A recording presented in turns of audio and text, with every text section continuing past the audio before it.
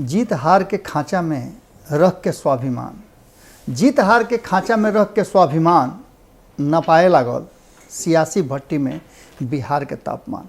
गोड़ लागत नहीं हेरा से अभिनंदन बोलो के अपना कार्यक्रम जना के नाम हो खूटा ठोक के 24 घंटा के अंदर में बिहार के राजनीति में खाली फिर से उबाल आ गई बा और बवाल बढ़ गई बा। जानते मानी लुआ कि जब झमेला बढ़ जाला तो निश्चित रूप से ओकर चर्चा सगरे होखे लगला। भारत लाइव में भी आज खूंटा ठोक में उहे चर्चा बा जौन चर्चा में कहीं ना कहीं जैसे नीतीश कुमार जी के न्योता भेटाइल मन भीतरे भीतर उनको लुसफुस आ गई बा। आ जब मन लुसफुसा जाला तो जानते बानी कि का होला, आदमी थोड़ा सा लिख से बहरियो चल जाला।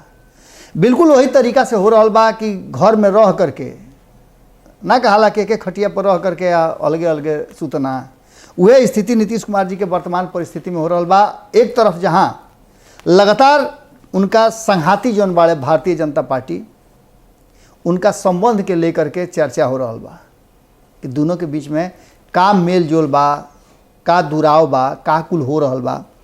वैसे अगर देखी तो भारतीय जनता पार्टी के उसकावे के काम जदयू के तरफ से खूब हो रहा बा। जैसे ही उपेंद्र कुशवाहा ये बात कहले और उपेंद्र कुशवाहा कहले तो बात बुझते बनी रुआ कि उपेंद्र कुशवाहा के कहीं ना कहीं जब अपना पार्टी के विलय करके आई रहन तो उनका यह बात का एहसास जरूर हुई कि उनको लोग 100, 200, 400, 1000, 2000, 10,000 आदमी रहे हैं। पिछला चुनाव लड़ रहा है, वहू में उनका वोट आई रहा, वहू वोट के आंकड़ा देखत हुई हैं। नीतीशो कुमार जी बात देख के उनका बोलोले रहन अपना पार्टी में कि का दी हैं। लेकिन ये सब देला लेला के कहावत में आखिर उपेंद्र कुशवाहा के बुझा गई कि अब नीतीश कुमार जी जब तक ले आगे ना बढ़ी हैं तो पीछे के जगह खाली ना हुई।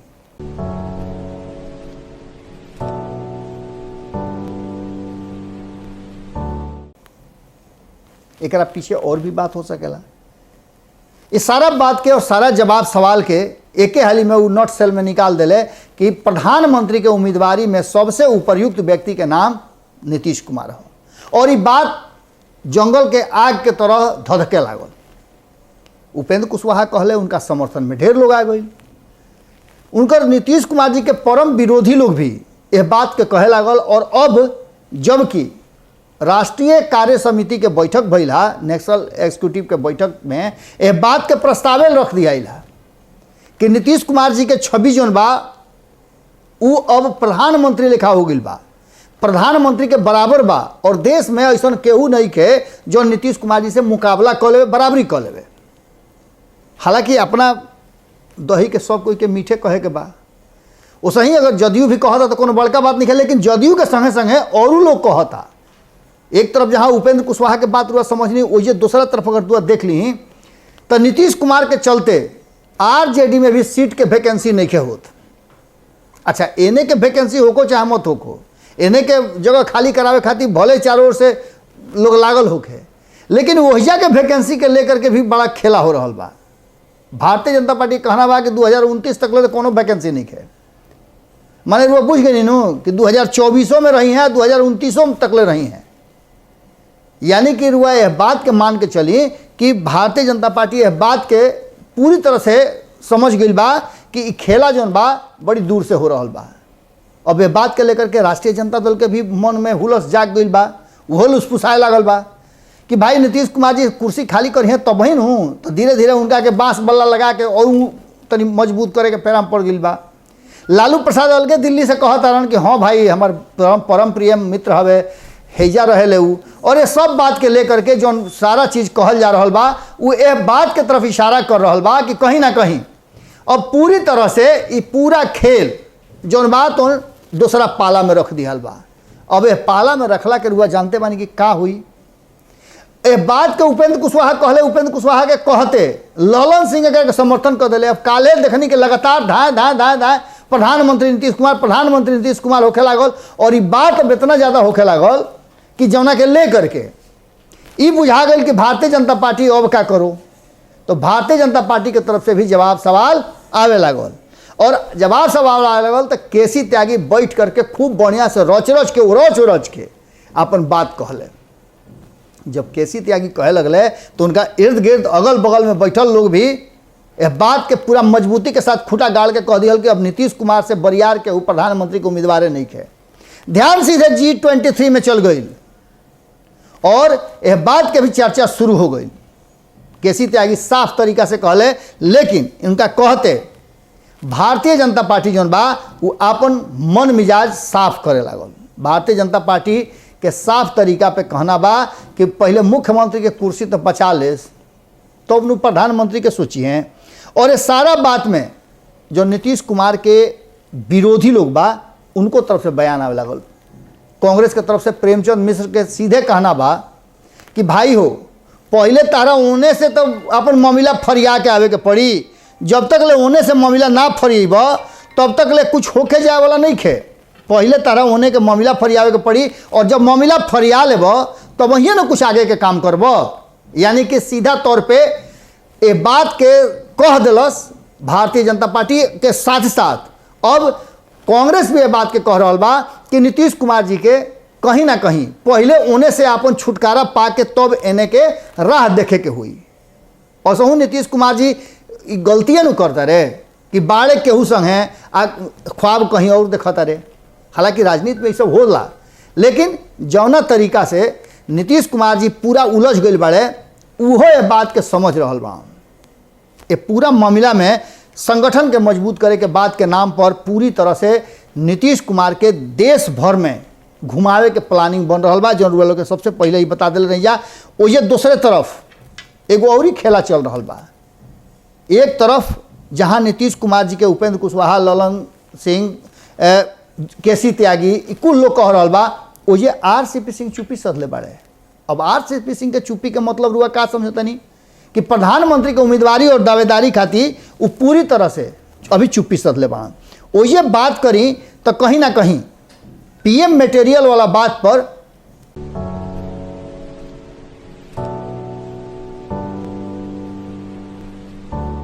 कांग्रेस सबसे बड़का जो कहले बा कि नीतीश कुमार कोनो मटेरियल ना हवे, कोनो सामान ना हवे कि जिनका के बढ़िया खराब कहल जा सकेला। नीतीश कुमार जी के अगर ये बात बुझाता कि उनका में प्रधानमंत्री बने के काबिलियत बा, क्षमता बा, तो उनका सबसे पहले एक के आजमावे खातिर जौन संबंध साठगांठ बनौले बान NDA में भारतीय जनता पार्टी के संगे ओकरा के छोड़ के आवे के पड़ी। ये कुल बात पर जीतन राम मांझी जौन काल तक ले बहुत कुछ कहत रहन उहो गुमी साथ ले बान। काल तक ले रुआ पता हुई कि जीतनो राम मांझी कहत रहन कि नीतीश कुमार जी में सब क्षमता बा, उ देश के प्रधानमंत्री बने के गुण रखत रहे, लेकिन अब उहो जौन बाड़े उ गुमी साथ ले बाड़े। अगर RJD के बात करी तो RJD के प्रवक्ता मृत्युंजय तिवारी साफ तरीका पर कहले कि अगर नीतीश कुमार जी प्रधानमंत्री के उम्मीदवार होता रहे तो एकरा से ज़्यादा खुशी बिहार के हर कोई के का हो सकेला।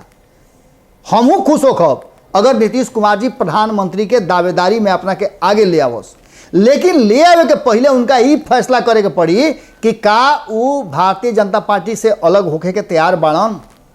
सबसे पहले तो उनकर बैरियर यही बा जो उनके तूर के उनका आवे के पड़ी, और ये तूरे के स्थिति में नीतीश कुमार जी नहीं खन। RJD के कहना बा कि जसही वह बात के कहे लगल तसही सृजन घोटाला के आँच जौन बा तनी लकड़ी लगा लगा के धधकावे लगल भारतीय जनता पार्टी। अब ये बात कितना सच बा ये तो RJD के लोग बूझे, लेकिन ये बात पक्का लगता कि उम्मीदवारी के नाम पर जब नीतीश कुमार जी के तरफ से बार बार कहल जा रहा बा, एक मतलब बा कि कहीं ना कहीं उस संदेश भेजता रहे विरोधी जौन खेमा बा नरेंद्र मोदी के, जौन की कई दल मिल करके लगभग 19-20 को दल पहुंच चुकल बड़े, ओजा मीटिंग आपस में चल रहा बा, ओजा संदेश भेजल उनकर जरूरत बा या भेजल जा रहा बा उनका पार्टी के तरफ से कि जौना से कि ओजा संदेश पहुँचो और वो लोग नीतीश कुमार जी के बोलाहटा दे करके और शुरू करो। और यही बोलाहटा और न्योता भेजी में कहीं ना कहीं नीतीश कुमार जी के मन लुसफुसा गई बा। हालांकि नीतीश कुमार जी से जब कार्य समिति के बैठक के बाद पत्रकार लोग मुंह में उनका माइक घुसावल तो बुझते बानी का कहले, बड़ा माने कनखिया के कहले। हालांकि भीतरे भीतरे मन में तो लड्डू फुटत रहे, लेकिन वो कहले कि भाई ये सब बारे में हम ना सोची। तो फिर वो देश के अलग अलग राज्य में जाए के प्लान काहे बनावता रहे और लोग के एकजुट करे के फेरा में काहे बारे। इस सारा चीज़ के लेकर के जो वर्तमान परिस्थिति बा ओकरा में नीतीश कुमार जी के जैसा ही पशुपति कुमार पारस से बात के कहले कि 29 तकले कोनो वैकेंसी नहीं खे, प्रधानमंत्री तो नरेंद्र मोदी रही हैं, ताड़ातड़ी में उनका के खबर गई कि तू है ने बाड़ा कि होने बाड़ा, साफ करके बताओ। दौड़ल दौड़ल पशुपति कुमार पारस अले और नीतीश कुमार से उनकर बैठक बा। अभी बैठक में का हुई ये तो समय बताई, लेकिन पशुपति कुमार पारस जब मीडिया के सामने बतियावत रहन तो बड़ा उनका भीतरे भीतर कुढ़त रहन, साफ तौर पे कुछ ना बोल ले। अब इस सारा स्थिति में एक बात तो पक्का नजर आ रहा बा कि भले ही नीतीश कुमार के पार्टी जौन सोचत होके, लेकिन भीतरे भीतरे भारतीय जनता पार्टी अब सवाल के सुन करके कोफ्त हो गई बा और अपन रास्ता अख्तियार करे लागल बा। जौन की लोग बताओ तनी कि कहीं ना कहीं जीतन राम मांझी के बदलल सुर इस बात के तरफ इशारा करता कि नीतीश कुमार जी के संगे आवे वाला समय में भारतीय जनता पार्टी कोई बड़ा एक्शन ले सकेले। ये बीच में नीतीश कुमार जी के भी बात के एहसास हो गई बा कि जब उत्तर प्रदेश के चुनाव होके जाई, ओकर तैयारी जब जोर शोर से होके लगी, ओकरा बाद से सब कुछ बदली हो सकेला कि भारतीय जनता पार्टी ओघरी कोनो कड़ा एक्शन ले लेवे। ओकरा पहले नीतीश कुमार जी के अपना खातिर एगो नया जमीन तलाश करे के पड़ी जहाँ खूंटा वो अपन गाड़ सकस। अब देखे वाला बात ई बा कि पूरे खेल में चित होई कि पट होई, लेकिन इतना तो जरूर बा कि प्रधानमंत्री के नाम सुनते 2014 में लुसफुसाई रहन। भारतीय जनता पार्टी तो यहाँ तक ले कहता है कि जब प्रधानमंत्री के ख्वाब देखले रहन तो 2 गो सीट पर अटक गई रहन, फिर ख्वाब देखता रहे। एक मतलब पूरा समझ ली कि भारतीय जनता पार्टी उनका के धीरा रहल बा, और धीरा रहल बा तो नीतीश कुमार जी धीरावल तो बड़ी गौर से सुने ले। धीरावे का सही चिराग पासवान भी धीरवले रहन, परिणाम रुआ लोग के सामने बा। लालू प्रसाद भी धीरवले रहन, परिणाम रुआ लोग के सामने बा कि 2017 में अचके से बाहर हो गई। और ये बात केसी त्यागी खुल के कह दिला कि 2017 में गलती भर रहा, जौन उत्तर प्रदेश के चुनाव हमनी के ना लड़ रही जा। अब उत्तर प्रदेश के चुनाव हमनी के कोनो सूरत में लड़े के बा, और बाकी के 5 राज्य में भी 2023 में भी जहाँ जहाँ चुनाव हुई तहाँ भी लड़ब जा, और कुल जगह लड़ब जा। एक मतलब है कि भारतीय जनता पार्टी के संगे सीधे सीधे